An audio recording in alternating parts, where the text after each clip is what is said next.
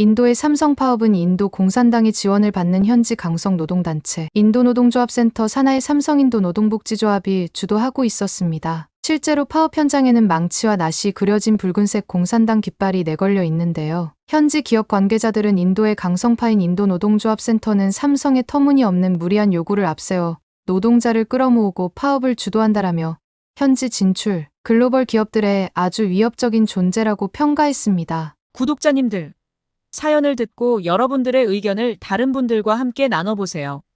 저도 여러분의 귀한 댓글, 제가 하나하나 읽어보며 소통하겠습니다. 저는 중국 선전에서 온 기자예요. 신원을 드러낼 수 없어 이름은 밝히지 않겠습니다. 제 가정은 뼛속까지 애국심 강한 집안이었죠. 아버지는 공산당 고위 간부셨고 어머니는 국영기업에서 일하셨어요. 어릴 적부터 중국의 위대함과 서구 기업들의 탐욕에 대해 귀가 따갑도록 들었죠. 그래서인지 외국 기업, 특히 한국 기업들에 대해 항상 의구심이 있었어요. 삼성이라는 이름을 처음 들은 건 제가 고등학생 때였어요. 당시 삼성은 중국에서 휴대폰 시장을 장악하고 있었죠. 하지만 저희 집에선 절대 삼성 제품을 사용하지 않았어요. 아버지께서 중국인은 중국 제품을 써야 한다고 강조하셨거든요. 대학에서 저널리즘을 공부하면서 삼성에 대해 더 알게 됐어요. 중국 경제에 미치는 영향력이 엄청났죠. 하지만 동시에 노동 착취 논란도 있었고 매물 스캔들도 있었어요. 이런 뉴스를 접할 때마다 삼성에 대한 제 의심은 더 깊어졌죠. 그러다 충격적인 소식을 들었어요. 삼성이 중국에서 스마트폰 생산을 중단하고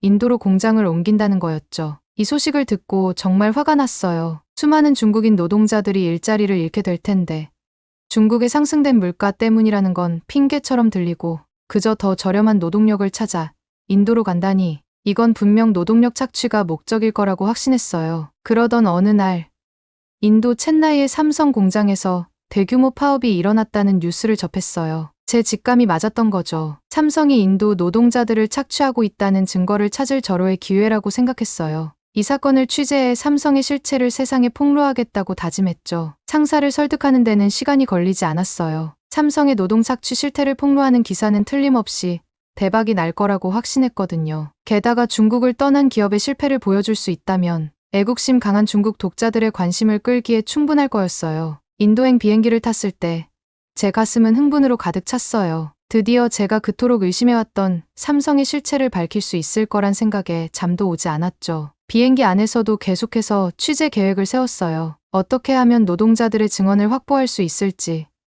어떤 증거들이 필요할지 꼼꼼히 준비했죠. 첸나이에 도착하자마자 삼성 공장 근처 작은 호텔에 짐을 풀었어요. 그리고 바로 현장으로 향했죠. 공장 앞에는 이미 수백 명의 노동자들이 모여 시위를 하고 있었어요. 그들이 들고 있는 피켓에는 공정한 임금을 달라, 노동자를 존중하라 같은 문구들이 쓰여 있었죠. 저는 시위대 속으로 들어가 노동자들과 이야기를 나눴어요. 그들은 저임금과 열악한 근무 환경에 대해 불평했어요. 한 노동자는 우리는 하루 12시간씩 일하지만 제대로 된 휴식 시간도 없어요 라고 말하더라고요. 또 다른 노동자는 안전장비도 제대로 지급되지 않아 항상 위험해요 라고 털어놨죠. 이 이야기들을 들으면서 제 확신은 더욱 강해졌어요. 역시 삼성은 노동자들을 착취하고 있었던 거예요. 중국에서 그랬던 것처럼 인도에서도 같은 짓을 하고 있는 거죠. 그날 밤 호텔로 돌아와 노트북을 펼치고 기사 초안을 쓰기 시작했어요. 제목은 이미 정해져 있었죠. 삼성의 인도 진출, 노동 착취의 새로운 장. 하지만 제 기사가 완성되기까지는 아직 갈 길이 멀었어요. 더 많은 증거가 필요했고 가능하다면 삼성 측의 입장도 들어봐야 했죠. 다음 날부터 본격적인 취재를 시작하기로 마음먹었어요. 다음 날 아침, 저는 일찍 일어나 취재 준비를 시작했어요. 머릿속엔 여전히 전날 들었던 노동자들의 증언이 맴돌고 있었죠. 하지만 오늘은 좀 더 체계적으로 접근해야겠다고 생각했어요. 삼성의 실체를 폭로하려면 확실한 증거가 필요했으니까요. 첫 번째로 찾아간 곳은 노동조합 사무실이었어요. 그곳에서 만난 조합장은 예상과 달리 차분한 태도로 저를 맞아주었죠. 그는 삼성과의 갈등에 대해 상세히 설명해 주었어요. 임금 문제, 노동시간, 복리후생 등 여러 가지 쟁점들이 있었지만 제가 예상했던 것처럼 극단적인 착취의 증거는 없어 보였어요. 오히려 그는 삼성이 인도의 다른 기업들에 비해 상대적으로 좋은 조건을 제공하고 있다고 말하더라고요. 이 말을 듣고 저는 좀 당황스러웠어요. 제 예상과는 너무 다른 이야기였거든요. 처음에는 이 말을 믿기 힘들었죠. 어떻게 그럴 수 있지? 하는 의구심이 들었어요. 하지만 곧 이것도 삼성의 술수일 거라고 생각했어요. 노조를 회유했음에 틀림없다고 확신했죠. 아마도 노조 간부들에게 뭔가 특별한 혜택을 줬을 거라고 추측했어요. 그래서 그들이 회사 편을 들고 있는 거라고 믿었던 거죠. 이런 생각을 하니 마음이 좀 편해졌어요. 제가 알고 있던 삼성의 이미지와 일치했으니까요. 하지만 제 의심은 오래가지 않았어요. 다음으로 공장 주변 마을을 돌아다니며 주민들과 이야기를 나눴거든요. 그리고 놀라운 사실을 발견했죠. 대부분의 주민들이 삼성에 대해 긍정적인 반응을 보인 거예요. 이건 정말 예상 밖이었어요. 주민들은 하나같이 삼성이 들어온 후 마을이 많이 변했다고 말했어요. 일자리가 늘어났다는 게 가장 큰 변화였죠. 예전에는 젊은이들이 일자리를 찾아 도시로 떠났는데 이제는 마을에 남아 일할 수 있게 되었다고 해요. 한 주민은 자기 아들이 삼성에 취직해서 얼마나 자랑스러운지 모른다고 말하더라고요. 지역 경제 활성화에 대한 이야기도 많이 들었어요. 삼성 직원들이 늘어나면서 주변 상점들도 잘 되기 시작했대요. 식당, 옷가게, 잡화점 등 다양한 가게들이 새로 생겼고 기존 가게들도 매출이 늘었다고 해요. 한 식당 주인은 삼성 덕분에 장사가 잘 돼서 아이들 학비 걱정을 안 해도 된다며 눈시울을 붉히기도 했어요. 가장 놀라웠던 건 삼성의 사회공헌 활동에 대한 이야기였어요. 삼성이 지역 학교와 병원에 기부를 하고 있다는 거예요. 한 학부모는 삼성이 지원해준 컴퓨터실 덕분에 아이들이 더 나은 교육을 받고 있다고 자랑하더라고요. 또 다른 주민은 삼성이 지원한 의료 장비 덕분에 큰 병원에 가지 않고도 좋은 치료를 받을 수 있게 되었다고 말했어요. 이런 이야기들을 들으면서 저는 점점 더 혼란스러워졌어요. 제가 알고 있던 삼성과 주민들이 말하는 삼성이 너무 달랐거든요. 어떤 게 진실일까? 이 모든 게 삼성의 홍보 전략일까? 아니면 제가 정말로 뭔가를 오해하고 있던 걸까? 이런 생각들이 제 머릿속을 맴돌았어요. 하지만 아직 포기하기엔 이르다고 생각했어요. 어쩌면 이 모든 게 삼성의 홍보 전략일 수도 있잖아요. 그래서 저는 더 깊이 파고들기로 했죠. 공장 근처를 배회하며 퇴근하는 직원들을 기다렸어요. 그들과 이야기를 나누면 뭔가 나오지 않을까 하는 기대를 했죠. 그러다 우연히 한 직원의 대화를 엿듣게 되었어요. 그는 누군가와 전화 통화를 하고 있었는데 내용이 심상치 않았어요. 뭔가 비밀스러운 모임에 대해 이야기하고 있었거든요. 저는 직감적으로 이게 중요한 단서가 될 거라고 생각했어요. 그 직원을 몰래 따라갔어요. 그는 도시 외곽의 한 창고로 향했죠. 거기서 10여 명의 사람들이 모여 있는 걸 보았어요. 그들은 분명 삼성 직원들이 아니었어요. 옷차림도 다르고 말투도 달랐거든요. 조심스럽게 그들의 대화를 엿들었어요. 놀랍게도 그들은 파업을 조직하는 방법에 대해 이야기하고 있었어요. 더 충격적인 건 그들이 실제 삼성 직원이 아니라는 사실이었죠. 다른 회사에서 보낸 사람들이라고 했어요. 이 순간 저는 큰 혼란에 빠졌어요. 지금까지 제가 알고 있던 모든 것이 뒤집어진 것 같았거든요. 파업이 순수한 노동자들의 요구가 아니라 누군가가 조직한 것이라면, 그리고 그 배후에 삼성의 경쟁사들이 있다면 머릿속이 복잡해졌어요. 한편으로는 큰 특종을 잡은 것 같아 흥분되었지만 다른 한편으로는 두려움도 느꼈죠. 이 사실을 폭로하면 어떤 일이 벌어질까?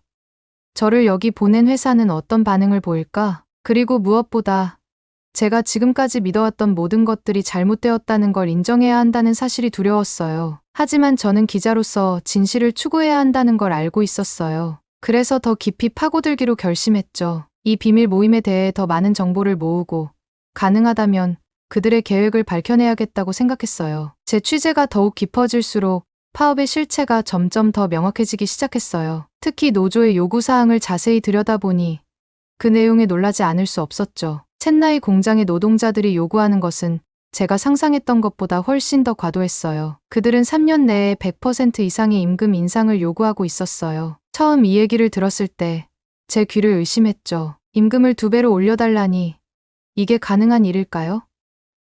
하지만 더 놀라운 건 그 다음이었어요. 그들은 현재 주 6일 48시간 근무 체제를 주 5일 35시간으로 줄여달라고 요구하고 있었거든요. 인도의 노동법상 소정 근로시간이 주당 48시간인 것을 감안하면 이는 법정 근로시간보다 훨씬 적은 시간이에요. 근무 시간은 주당 13시간이나 줄이면서 임금은 2배로 올려달라는 요구라니 저로서는 이해하기 힘든 주장이었죠. 게다가 이게 다가 아니었어요. 직원이 사고를 당할 경우 그 가족을 채용해달라는 요구도 있었고 심지어 사립학교 학비 지원으로 연간 5만 루피를 요구하고 있다고 해요.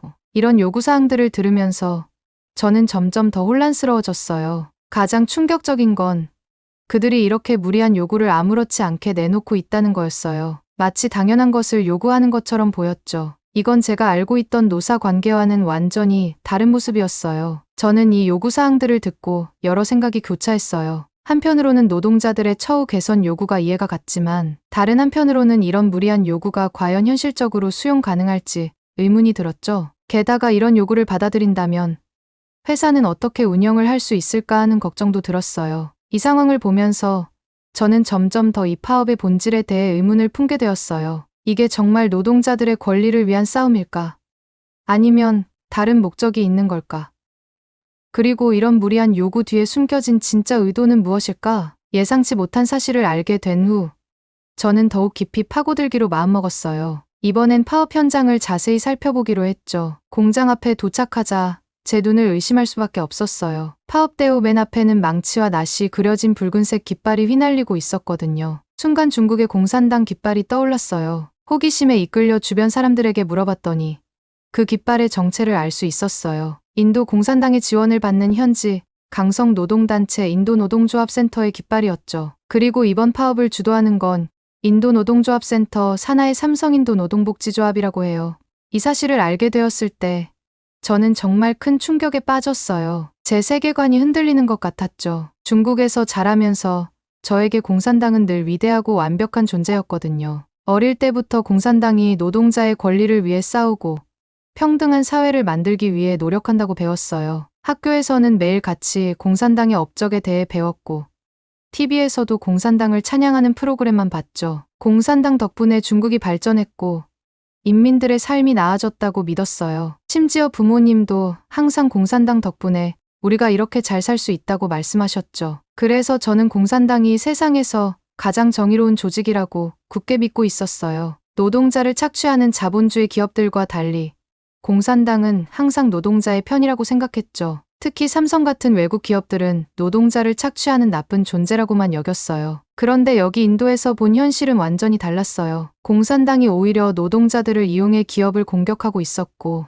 삼성은 오히려 노동자들을 위해 많은 것을 하고 있었거든요. 이건 제가 알고 있던 세상과는 정반대의 모습이었어요. 삼성이 오히려 피해자 같아 보였어요. 이 상황을 받아들이기가 정말 힘들었어요. 마치 제 정체성의 일부가 무너져 내리는 것 같았죠. 지금까지 제가 믿어온 모든 것들이 거짓일 수도 있다는 생각에 머리가 아팠어요. 공산당에 대한 제 믿음이 흔들리기 시작했고 동시에 삼성에 대한 제 편견도 조금씩 깨지기 시작했죠. 현지 기업 관계자를 만나 이야기를 들어보니 상황이 더욱 명확해졌어요. 그는 인도는 상급 노조 간 경쟁이 치열한데 강성파인 인도노동조합센터는 기업의 무리한 요구를 앞세워서 노동자를 끌어모으고 파업을 주도해요라며 현지 진출, 글로벌 기업들의 아주 위협적인 존재라고 설명해 주었어요. 더 놀라운 건 이게 삼성만의 문제가 아니라는 거였어요. 현대차, 롯데 등 다른 한국 기업들의 인도 지사에도 이미 인도노동조합센터 배후의 노조들이 설립되어 있다고 하더라고요.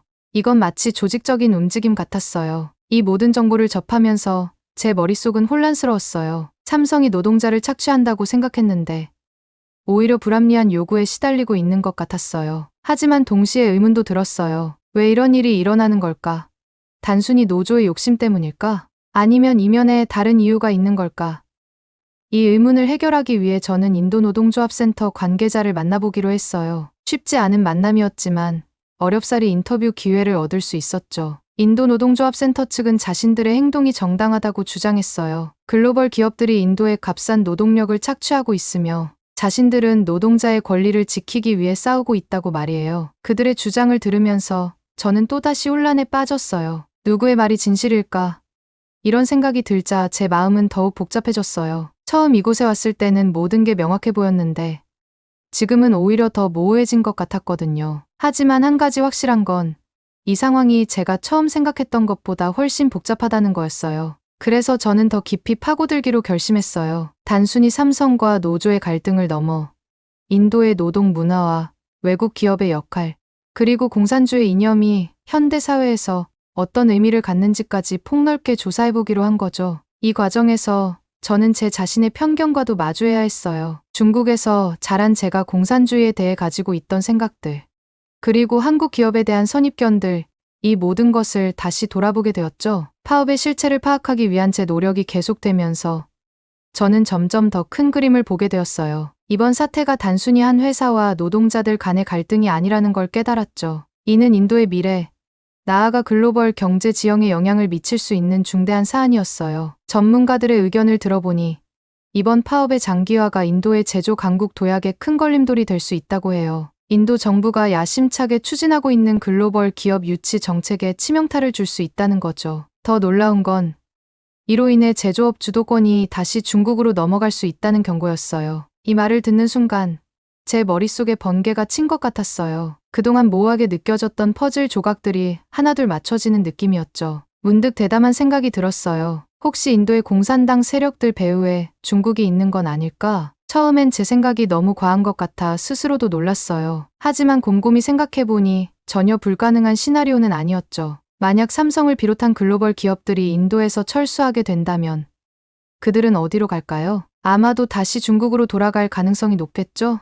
이 가설을 증명하기란 쉽지 않겠지만 이 생각은 제 머릿속을 떠나지 않았어요. 어쩌면 이것이 이번 사태에 숨겨진 진실일지도 모른다는 생각에 가슴이 뛰었죠. 하지만 동시에 두려움도 컸어요. 만약 이 추측이 사실이라면 제가 매우 위험한 진실을 건드리고 있는 게 될 테니까요. 그래도 저는 이 선을 포기할 수 없었어요. 기자로서 진실을 추구해야 한다는 사명감이 저를 밀어붙였죠. 인도 공산당과 중국과의 연관성, 그리고 그들과 이번 파업과의 관계를 조사하기 시작했죠. 이 과정은 결코 쉽지 않았어요. 많은 사람들이 입을 다물었고 때로는 위협적인 태도를 보이기도 했어요. 하지만 조금씩 진전이 있었죠. 인도 공산당 간부들의 중국 방문 기록, 중국 기업들의 은밀한 자금 지원 정황 등 흥미로운 단서들을 발견할 수 있었어요. 그러던 어느 날, 저는 결정적인 증거를 입수하게 되었어요. 파업주도 세력과 중국 측 인사들의 비밀 회동 사진이었죠. 이 사진을 보는 순간,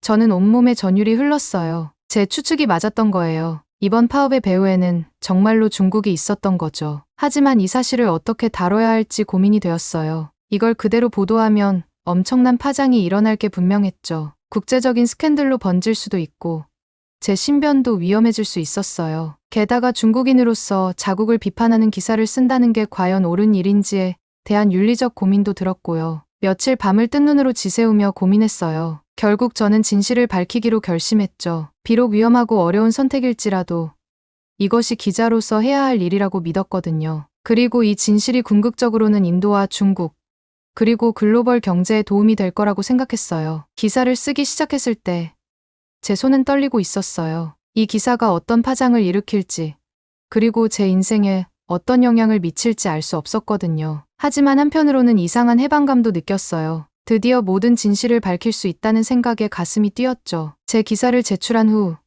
저는 마음을 졸이며 발표되기를 기다렸어요. 하지만 예상과 달리 제 기사는 끝내 나오지 않았어요. 처음에는 단순히 시간이 걸리는 거라고 생각했죠. 하지만 며칠이 지나고 일주일이 지나도 아무런 소식이 없었어요. 결국 편집장에게 연락을 했더니 충격적인 대답이 돌아왔어요. 제 기사가 게재 불가 판정을 받았다는 거였죠. 이유를 물어보니 상부의 지시라는 모호한 답변만 들었어요. 그 순간 저는 중국에 있을 때 들었던 말이 떠올랐어요. 공산당 세력에 해가 되는 내용은 모두 걸러진다는 그 말이요. 그 말을 들었을 때는 반신반의했는데 이제야 그게 사실이라는 걸 깨달았어요. 제가 믿고 의지했던 언론의 자유, 그리고 진실을 추구하는 기자 정신, 이 모든 것이 한순간에 무너져 내리는 것 같았죠. 너무나 실망스러웠어요. 이 경험을 통해 저는 중국의 현실을 더욱 깊이 이해하게 되었어요. 동시에 제가 알고 있던 삼성에 대한 인식도 완전히 바뀌었죠. 처음엔 노동자를 착취하는 악덕 기업이라고만 생각했는데 실상은 정말 훌륭한 기업이더라고요. 직원들을 위해 최선을 다하고 지역 사회 발전에도 크게 기여하고 있었어요. 특히 취재하면서 인상 깊었던 건 삼성의 위기 대처 능력이었어요. 이런 어려운 상황에서도 침착하게 대응하면서 직원들과의 소통을 게을리하지 않았거든요. 오히려 이번 사태를 계기로 더 나은 노사 관계를 만들어가려는 모습을 보였죠. 이런 모습을 보면서 저는 삼성이 왜 세계적인 기업인지 이해하게 되었어요. 반면에 중국 공산당에 대한 실망감은 점점 커져갔어요. 제가 믿고 자랐던 체제가 이렇게 다른 나라의 경제를 교란하고 있다니, 그동안 주입받았던 이념들이 하나둘 무너지는 걸 느꼈죠. 특히 노동자의 권리를 위해 싸운다던 공산주의가 실제로는 노동자들을 이용해 자국의 이익만을 추구한다는 사실에 큰 충격을 받았어요. 이런 생각들이 꼬리를 물면서 저는 점점 중국으로 돌아가고 싶지 않아졌어요. 이제 와서 보니 제가 살았던 세상이 얼마나 왜곡되어 있었는지 알게 되었거든요. 그리고 그 왜곡된 세상으로 돌아가 다시 그들의 선전을 퍼뜨리는 도구가 되고 싶지 않았죠. 고민 끝에 저는 큰 결심을 했어요. 중국으로 돌아가지 않기로 한 거죠. 대신 제 경험을 바탕으로 더 객관적이고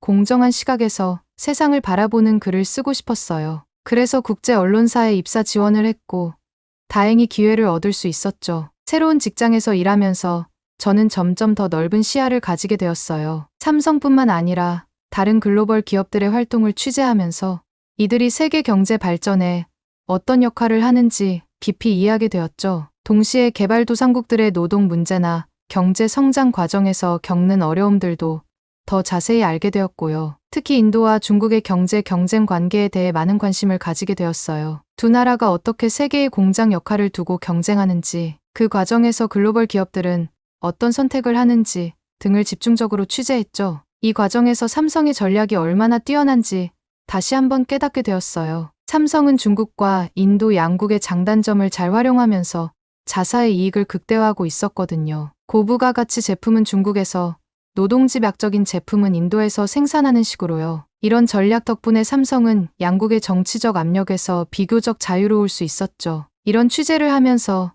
저는 점점 더 객관적인 시각을 가지게 되었어요. 어느 한쪽의 입장에 치우치지 않고 양측의 상황을 균형 있게 바라보려고 노력했죠. 그 결과 제 기사들은 점점 더 많은 독자들의 신뢰를 얻게 되었고 국제 언론계에서도 인정받기 시작했어요. 돌이켜보면 첸나이에서의 그 취재가 제 인생의 터닝포인트였던 것 같아요. 그때의 경험이 없었다면 저는 아직도 편협한 시각으로 세상을 바라보고 있었겠죠. 삼성에 대한 오해도 풀지 못했을 거고 중국 체제의 문제점도 깨닫지 못했을 거예요. 지금의 저는 그때와는 완전히 다른 사람이 되었어요. 더 넓은 시야로 세상을 바라보게 되었고 진실을 추구하는 열정도 더 커졌죠. 그리고 무엇보다 제가 하는 일에 대한 자부심과 책임감이 엄청나게 커졌어요. 새로운 삶을 시작하게 된 저는 많은 것을 얻었지만 동시에 큰 대가를 치러야 했어요. 특히 가족과의 관계가 많이 어려워졌죠. 제가 중국으로 돌아가지 않겠다고 했을 때 부모님의 실망은 이루 말할 수 없었어요. 특히 아버지의 반응이 가장 고통스러웠어요. 평생을 중국 공산당에 헌신하신 아버지에게 제 선택은 배신과도 같았겠죠. 전화로 제 결정을 알렸을 때